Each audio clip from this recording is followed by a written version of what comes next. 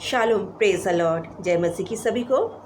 मेरे अजीज़ हो, परमेश्वर का धन्यवाद हो। परमेश्वर ने अभी तक हम सबको संभाल के रखा है। आशा करती हूँ आप सब कुशल मंगल से हैं और प्रभु की आशीषों के साथ उसके छत्र छाया में मैं भी बहुत अच्छी तरीके से हूँ। आज एक बात को लेकर फिर मैं आपके सामने उपस्थित हुई हूँ। फिर एक बात को हम लोग प्रूफ करना चाहते हैं, क्योंकि परमेश्वर का वचन सत्य है और ताया हुआ है। उसे ना कोई कभी मिटा सका है ना मिटा सकेगा। तो आज एक और बात को लेकर हम लोग शुरू करने से पहले आइए एक छोटी सी दुआ में चलें। समर्थकारी परमेश्वर, तेरा धन्यवाद करती हूँ तेरी उपस्थिति से भरने के लिए।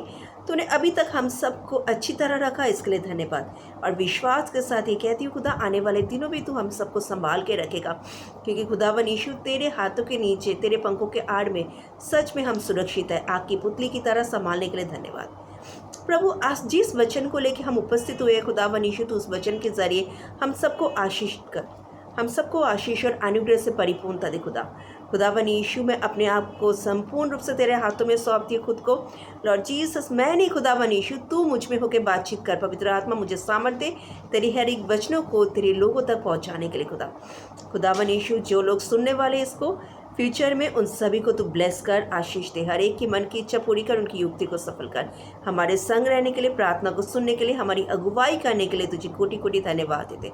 प्रार्थना को सुनने के लिए धन्यवाद देते। यीशु के नाम से मांगते पिता, आमीन आमीन। ओके माय डियर फ्रेंड्स, प्रभु का फिर से धन्यवाद करती हूँ। आज एक वचन को जो साथ लेके आई हूँ, वचन में लिखा है रोमियो 8:31 कहता है, अगर परमेश्वर हमारे संग है तो हमारा विरोधी कौन हो सकता है। ये वचन कहता है, अगर परमेश्वर हमारे संग है तो हमारा विरोधी कौन हो सकता है। कौन हो सकता है? अगर मैं किसी से पूछती हूँ तो सब एक ही आंसर देंगे, हमारा विरोधी तो शैतान है। पर मेरे अजीज़ों, आज मैं एक और बात को कहना चाहती हूँ, हमारा विरोधी हम खुद हैं। अपनी बात को हम खुद काटते हैं, हमारा विरोध हम खुद करते हैं। परमेश्वर ने हमें ब्लेस किया है, लेकिन उस ब्लेस को हम लोग खुद नहीं अपनाते। परमेश्वर ने हर एक बातों को वचन में जो लिख दिया वो प्रूफ है, वो हमेशा उसको स्टैंप लग चुका है, उसे कोई नहीं मिटा सकता। पर कई बार हम उन वचनों को अपनाते नहीं हैं, हम उन वचनों को अपनाते नहीं हैं, जिसकी वजह से मैं ये कहती हूँ, हमारा विरोधी कोई और नहीं, हम खुद है। रीज़न क्या है? हम लोग पता है क्या, उन लोगों से एक्सपेक्टेशन रखते हैं जो इस दुनिया में आए हैं मिट्टी से और इस दुनिया के मिट्टी में मिल जाएंगे। पर हम अपना एक्सपेक्टेशन उस परम परमेश्वर के ऊपर नहीं रखते जिसने हमें बनाया है, जिसने हमारा निर्माण किया है। कई बार जैसे हम लोगों, मैंने एक छोटे से शॉर्ट में आप लोगों को बोला था, एक स्टोरी बताई थी। एक इंजीनियर ने एक अपने दोस्त को गाड़ी गिफ्ट की और उसको सारी हिदायतें दी, पर उसके दोस्त ने क्या कहा, ये गाड़ी मेरी है, अब मैं जैसे मर्जी यूज़ करूँ।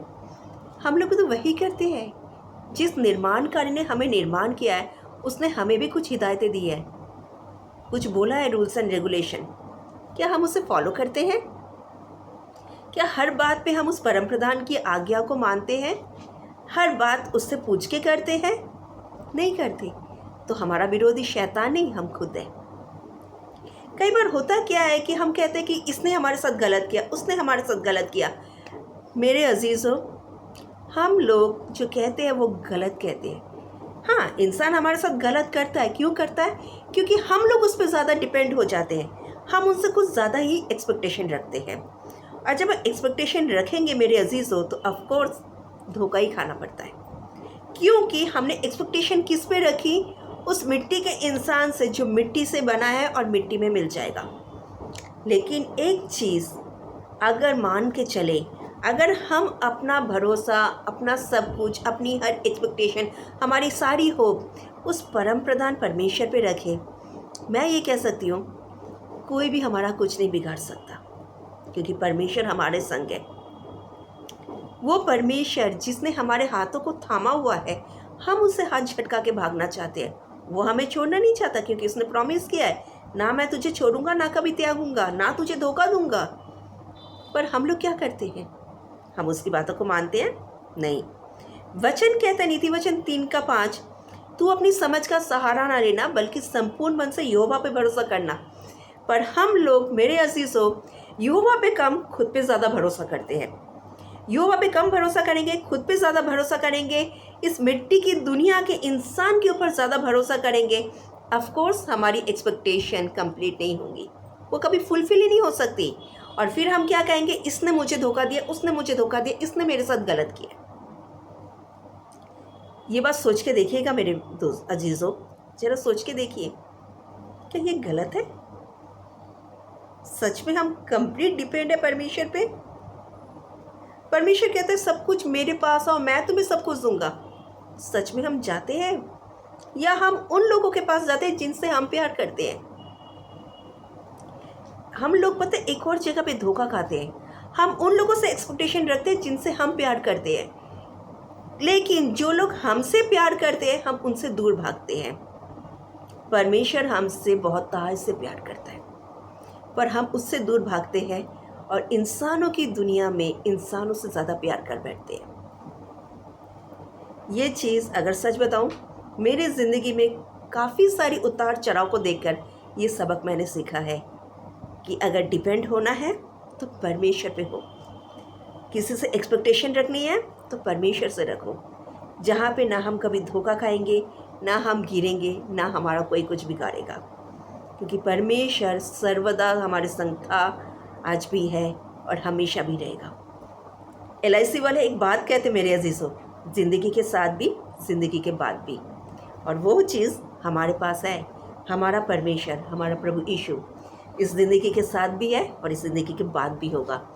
तो जो हमारी ज़िंदगी के साथ भी है और ज़िंदगी के बाद भी होगा, हम उस पर पूरी तरह डिपेंड हो, ना कि इस दुनिया की बनाई हुई। इस दुनिया को बनाने वाला परमेश्वर, हम सभी को उसने मिट्टी से निर्माण किया है और इस मिट्टी में हमें मिल जाना है। तो किस पे डिपेंड हो ये सोचिए, इस मिट्टी के बने हुए इंसान के पुतले पे या उस परम प्रधान पे जिसने हमें बनाया है? सोच के देखिएगा। हम लोग आगे फिर मिलेंगे एक और नए बातचीत के साथ, एक और नए खुलासे के साथ अगले वीडियो में। तब तक के लिए जय मसीह की।